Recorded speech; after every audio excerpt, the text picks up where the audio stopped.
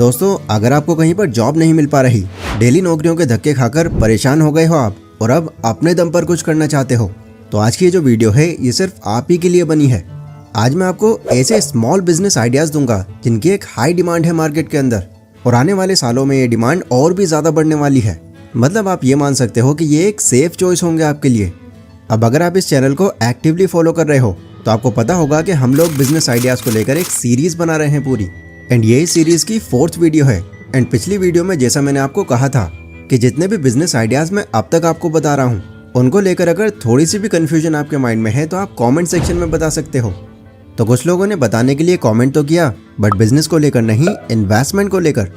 उनका कहना यह है कि भाई वीडियो के अंदर जो आप बिजनेस आइडियाज दे रहे हो ये आइडियाज तो अच्छे हैं, पर हर बिजनेस में पैसों की जो लागत है वो 50,000 से 3-4 लाख तक जा रही है। बट हमारे पास तो इतने पैसे भी नहीं हैं। कुछ ऐसे बिजनेस आइडियाज दो जो हम बिना पैसों के शुरू कर सकें। तो देखो यार, ये जितने भी आइडियाज मैं आपको दे रहा हूँ इनको रन करने के लिए सिर्फ आपकी ही मौजूदगी काफी नहीं है। अकेले कैसे करोगे आप? आपको मशीन्स की जरूरत पड़ेगी, एक स्पेस चाहिए होगा, आपको बेचने के लिए उन प्रोडक्ट का स्टॉक चाहिए होगा। जल्दी बिजनेस आगे बढ़ाना है तो कुछ मार्केटिंग में भी पैसे लगेंगे और प्लस एक टीम भी रखनी पड़ सकती है। इन सब के बिना कोई बिजनेस स्टार्ट करना प्रैक्टिकली पॉसिबल नहीं है, एंड पैसा तो इन सब के लिए चाहिए ही होगा। वरना आइडियाज तो मैं आपको ये भी दे दूं कि आप ब्लॉग्स लिखना शुरू कर दो, यूट्यूब चैनल खोल लो, ई बुक लिखो और उसे पब्लिश कर दो, फ्रीलांसर बन जाओ, अफिलिएट मार्केटिंग की तरफ चले जाओ। इन सब में सिर्फ आपकी ही इन्वॉल्वमेंट लगेगी और बहुत ज़्यादा पैसे भी खर्च नहीं होंगे। बट मैं भी जानता हूँ कि ये सब आइडियाज सुन सुनकर पक चुके होगे आप, क्योंकि यूट्यूब पर हर दूसरी वीडियो के अंदर यही सब आइडियाज भरे पड़े हैं। इसीलिए मैं आपको वो आइडियाज दे रहा हूँ जिनमें इन्वेस्टमेंट तो है बट ग्रोथ की उनकी कोई लिमिटेशन नहीं है। आप छोटे लेवल से शुरू करके जितने बड़े लेवल पर चाहो वहां तक उसे ग्रो कर सकते हो और एक टाइम के बाद हजारों से लाखों रुपए तक कमा सकते हो। एंड ऐसा भी नहीं है कि जितनी इन्वेस्टमेंट मैं आपको बताता हूँ उतनी ही इन्वेस्टमेंट लगेगी आपकी। मैं सिर्फ आपको एक एस्टिमेट देता हूँ जो आपके बिजनेस टाइप और लोकेशन के हिसाब से ज्यादा कम भी हो सकता है। तो आई होप अब आपका ये क्वेश्चन नहीं होगा। बाकी देखो, बिना पैसों के बिजनेस बनाने का एक बहुत अलग प्रोसेस है। हिंट इसका मैं आपको इसी वीडियो में दे दूंगा, देन इस पर एक डिटेल वीडियो भी बनाऊंगा। तो पूरे फोकस के साथ इस वीडियो से चिपके रहना। तो चलो फिर इंट्रो को यहीं खत्म करते हैं और सीधा मेन टॉपिक पर आते हैं। Business idea number 1। क्या आपके घर में भी कोई छोटा बच्चा है? क्या आप जब भी वो परेशान करता है उसको फोन पकड़ा देते हो अपना, सिर्फ ये सोच करके अब वो आपको परेशान नहीं करेगा? अगर यस, तो आप अकेले ऐसे सीनियर नहीं हो। आजकल ये पैटर्न आपको हर दूसरे घर में देखने मिल जाएगा, जहाँ पर लोग अपने बच्चों को सिर्फ शांत रखने के लिए उन्हें खाते हुए, सुलाते हुए, बैठे हुए, यहाँ तक कि पढ़ाई के बीच में भी उनको फ़ोन यूज़ करने को दे देते हैं, जिससे उनको टेम्परेरी बेसिस पर थोड़ा रिलीफ भी मिल जाता है। लेकिन वो इस बात से अनजान रहते हैं कि जिस चीज़ की वो अपने बच्चों को एडिक्शन डलवा रहे हैं वो आगे चलकर ना सिर्फ उनके बच्चों के लिए बल्कि उनके खुद के लिए कितनी बड़ी प्रॉब्लम बन सकता है। क्योंकि ऐसे बच्चे जो फ़ोन से एक बार एडिक्ट हो चुके हैं, इसी उम्र से उनकी जो क्रिएटिव थिंकिंग है उसका डाउनफॉल होना शुरू हो जाता है। इनका फेवरेट कार्टून नहीं लगाया तो ये गुस्सा करने लग जाएंगे आप पर, रोना शुरू कर देंगे, यहाँ तक कि खुद को भी हार्म पहुँचाने लग जाएंगे। एंड अब अगर इन्हें आपको शांत करना है तो सिर्फ एक ही ऑप्शन है आपके पास, उसे वापस से फ़ोन दे दो। सो इश्यू आप ये मान सकते हो कि बहुत ज़्यादा बड़ा है और ना सिर्फ इंडिया में बल्कि पूरी दुनिया के अंदर। तो क्यों ना हम एक ऐसा बिजनेस खोलें जहाँ पर हमारा जो प्रोडक्ट है ये इस एज ग्रुप के बच्चों का माइंड रीडेवलप करने का काम करे, उन्हें वापस से क्रिएटिव बनाए और फाइनली इस फ़ोन की लत को या तो कम कर दे या बिल्कुल ही ख़त्म कर दे। देखो, ध्यान से समझना, अगर आप टॉयज़ मार्केट के अंदर जाओगे तो बहुत सारे आपको ऐसे प्रोडक्ट्स मिलेंगे जो सिर्फ और सिर्फ बच्चों के इंटेलिजेंस और क्रिएटिविटी बढ़ाने के लिए बने होते हैं। इनमें से कुछ टॉयज़ को आप स्क्रीन पर भी देख सकते हो। अब इस तरह के जो टॉयज़ हैं इनको अगर आपने देखा भी होगा तो ऐसी शॉप पर देखा होगा जहाँ पर हर कैटेगरी के टॉयज़ मिलते हैं। बाकी कोई भी ऐसी शॉप आपने नहीं देखी होगी जो पर्टिकुलरली इसी टाइप के टॉयज़ बेचते हों। अगर आप इस तरह से कोई शॉप खोलते हो तो ये बिजनेस आइडिया एक अलग ही यूनिकनेस लेकर आएगा। ऐसे बिजनेस को जल्दी ग्रो करने में सबसे बड़ा रोल जो होगा वो आपकी मार्केटिंग का होगा। अगर आप कुछ इस तरह की बोर्डिंग करते हो जो इसी प्रॉब्लम को हाईलाइट करे तो सोचो इसको पढ़ने वाले लोग कैसे एकदम से अट्रैक्ट होंगे इससे। पर सवाल यहाँ पर यह आता है कि यार इन्वेंट्री हम कितनी रखें? तो देखो, स्टार्टिंग में ही शॉप भर लेने की कोई ज़रूरत नहीं है। पहले आप मार्केट को एनालाइज करो, अमेज़न और फ्लिपकार्ट पर जाओ, इस तरह के टॉयज सर्च करो, देखो ज़्यादा अच्छे रिव्यूज़ कैसे टॉयज पर आ रहे हैं, जिस पर ज़्यादा पॉजिटिव रिव्यूज़ आ रहे हैं, मतलब कि वो ज़्यादा पसंद किया जा रहा है लोगों के थ्रू। तो यहाँ से हमने कुछ पर्टिकुलर प्रोडक्ट्स भी नोट कर लिए जिनकी काफ़ी अच्छी डिमांड है। एंड इससे अब हमारा रिस्क भी कम हो गया।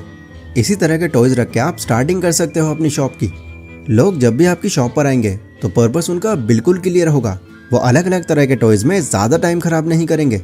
सो इस तरह से एक ऑफलाइन शॉप खोलकर ये स्मॉल बिजनेस आइडिया को आप बहुत आगे तक ले जा सकते हो, क्योंकि टॉयज के अंदर जो मार्जिन होता है वो 30 से 50% का होता है।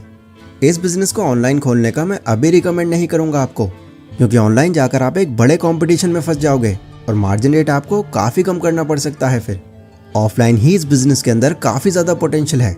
आप अच्छे से रिसर्च करो और स्टार्ट कर दो अपने बिजनेस की जर्नी। बिजनेस आइडिया नंबर 2, आपका बिजनेस कितना जल्दी ग्रो होगा ये इस पर कम डिपेंड करेगा कि आपका प्रोडक्ट क्या है, ज़्यादा डिपेंड ये इस पर करेगा कि आपका जो प्रोडक्ट है उसको बेचने के लिए आपने लोकेशन कौन सी चुनी है। जैसे मान लो कि आपने स्टेशनरी का बिजनेस खोला है, जो कि देखा जाए तो एक डिमांडिंग बिजनेस है, बट शॉप आपने एक ऐसे रास्ते में खोली है जो कि एक कमर्शियल एरिया है, एक वो एरिया जहाँ पर सिर्फ जॉब करने वाले लोग आते जाते हैं। तो यहाँ पर आपका बिजनेस अच्छा चल पड़ेगा, इसके ना के बराबर चांस हैं। इस काम के लिए टारगेटेड एरिया वो होगा जहाँ पर स्टूडेंट्स का आना जाना हो, मतलब वो एरिया जो स्कूल या कॉलेज के आसपास का हो। वहाँ आप जानते हो बहुत अच्छे से चल जाएगी ये शॉप। अब ये तो सिर्फ एक नॉर्मल सा एग्जाम्पल था, बट इंडिया के अंदर ना जाने कितने ही सारे ऐसे लोग हैं जो एक बिजनेस को सिर्फ अपने इंटरेस्ट के हिसाब से खोल लेते हैं। वहाँ पर इसकी कितनी रिक्वायरमेंट है वो इस पर ध्यान नहीं देते, जिस चक्कर में उनका ये बिजनेस आगे ही नहीं बढ़ पाता, उल्टा लॉस में आने लग जाता है। और आखिर में आकर उनके पास सिर्फ एक ही ऑप्शन बचता है, उसे बंद कर देना। आप सोचकर देखो, ऐसा कई बार आपके एरिया में भी हुआ होगा, जहाँ पर किसी ने कोई शॉप खोली और वो 1-2 साल के अंदर ही बंद भी हो गई, क्योंकि ज़रूरत ही नहीं थी वहाँ पर उसकी।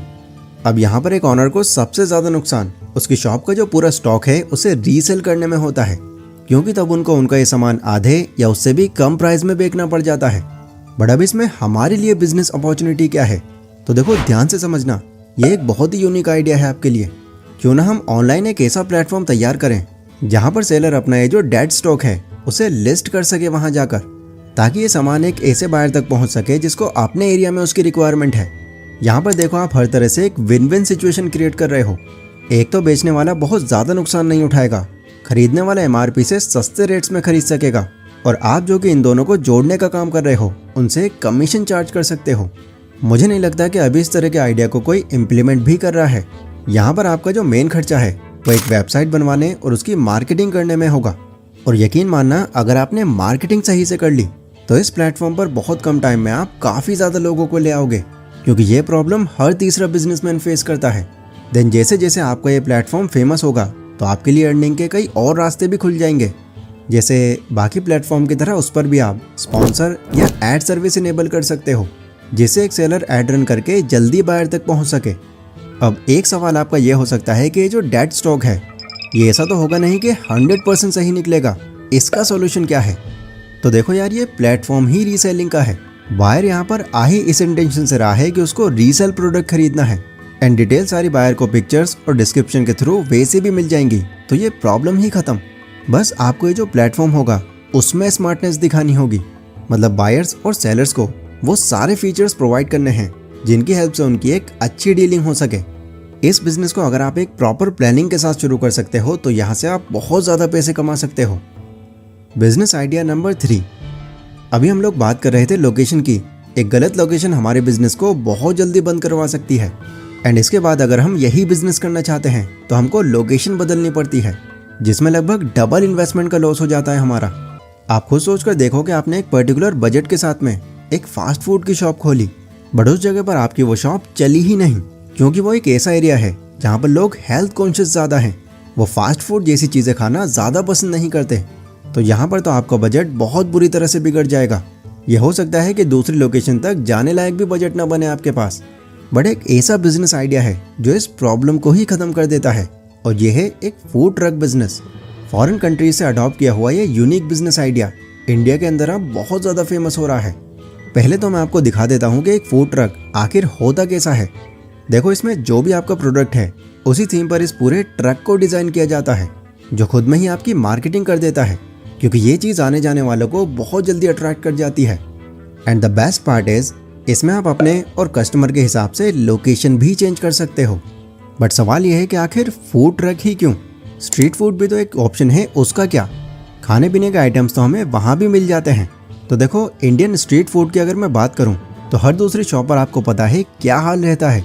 ज़्यादातर टाइम जब भी आप ऐसी जगहों पर जाते हो तो आपको साफ सफाई की कमी देखने मिलती है। रॉ मटेरियल्स फ्रेश नहीं होते, इनफैक्ट कुछ जगहों पर तो सही से सर्व तक नहीं किया जाता। मतलब हाइजीन, जो कि एक इम्पोर्टेंट पार्ट है एक फूड बिजनेस का, उस पर तो कोई ध्यान ही नहीं देता। बट फूड ट्रक में इन सब चीज़ों पर फोकस करके आप एक ट्रस्ट बिल्ड कर पाओगे कस्टमर का, जिससे लोग बार बार आपके पास आना चाहेंगे। सो अब हम लोग ये जान लेते हैं कि इसको स्टार्ट कैसे करना है। स्टार्टिंग के लिए जो सबसे पहला स्टेप है वो एक फूड ट्रक लेना होगा आपके लिए। इंडिया में लगभग हर सिटी के अंदर फूड ट्रक मैन्युफैक्चरर्स आराम से मिल जाएंगे आपको, और नॉर्मल फूड ट्रक की कॉस्ट 2.5 लाख से 4 लाख के बीच में पड़ जाएगी। लेकिन अगर आपके पास बजट कम है तो आपके पास ये ऑप्शन भी है कि उसे आप रेंट पर ले सकते हो। इसके बाद अगला स्टेप है बिजनेस की यूएसपी जानना। यूएसपी यानी कि यूनिक सेलिंग पॉइंट, मतलब आप बेचने के वाले हो उस ट्रक में, और जो भी आप बेचने वाले हो उसमें आप ऐसा क्या खास दे रहे हो जो बाकी लोग नहीं दे रहे। मानकर चलते हैं कि हमने मैगी को सेलेक्ट किया है, क्योंकि मैगी एक ऐसा फूड है जो लगभग हर कोई पसंद करता है और ये बन भी जल्दी जाता है। एंड यूएसपी के लिए हमने मैगी के अलग अलग फ्लेवर्स निकाल दिए। अब कस्टमर के पास ये चॉइस होगी कि वो अलग अलग मैगी इसका मजा ले सकेगा। अब देखो, स्टार्टिंग भले ही आप अकेले भी कर सकते हो, बट फिर जब आपके पास ज़्यादा कस्टमर आने लग जाते हैं तो फिर उनको अकेले संभालना बहुत चैलेंजिंग काम होगा आपके लिए। सो बिजनेस ग्रो होते ही आपको कुछ वर्कर्स भी रखने पड़ेंगे, और ये आपके लिए भी ज़रूरी है, क्योंकि बिजनेस को और ज़्यादा कैसे आगे ले जाना है, इन चीज़ों में तभी आप दिमाग लगा पाओगे जब फ्री टाइम होगा आपके पास। बाकी फूड बिजनेस के लिए लाइसेंसेस वगैरह भी लेने पड़ते हैं ताकि आप लीगली उसको रन कर सको। अगर मैं यहाँ पर प्रॉफिट की बात करूँ तो एक सक्सेसफुल फूड ट्रक से आप 15 से 30% तक का प्रॉफिट निकाल सकते हो। प्लस अगर आप टाइम टू टाइम कुछ ऐसी जगहों पर जाते हो जहाँ पर इवेंट वगैरह ऑर्गेनाइज होते हैं तो ऐसी जगहों से पर डे आप डबल प्रॉफिट तक निकाल सकते हो। सो आई होप आज की इस वीडियो से आपको काफ़ी कुछ जानने मिला होगा। अगेन, इनमें से किसी भी बिजनेस को लेकर अगर थोड़ा भी डाउट है आपके मन में तो वो मुझे आप लोग कमेंट सेक्शन में बता सकते हो। एंड जैसा कि मैंने वीडियो के स्टार्टिंग में आपसे कहा था कि बिना पैसों के बिजनेस करने का जो प्रोसेस है उसका हिंट मैं आपको दे दूंगा। तो अगली बिजनेस वीडियो जो कि इसी टॉपिक पर होगी, उसमें हम उन लोगों के थ्रू बिजनेस करना जानेंगे जो ऑलरेडी अलग अलग बिजनेस में इन्वॉल्व हैं, और ये कैसे होगा इसके लिए बस उस वीडियो का इंतज़ार करो। बाकी बिजनेस आइडियाज़ पर अगर आपने पिछली वीडियोस नहीं देखी तो यहाँ पर क्लिक करके आप देख सकते हो। सो टेक केयर, और यहाँ तक बने रहने के लिए बहुत बहुत शुक्रिया।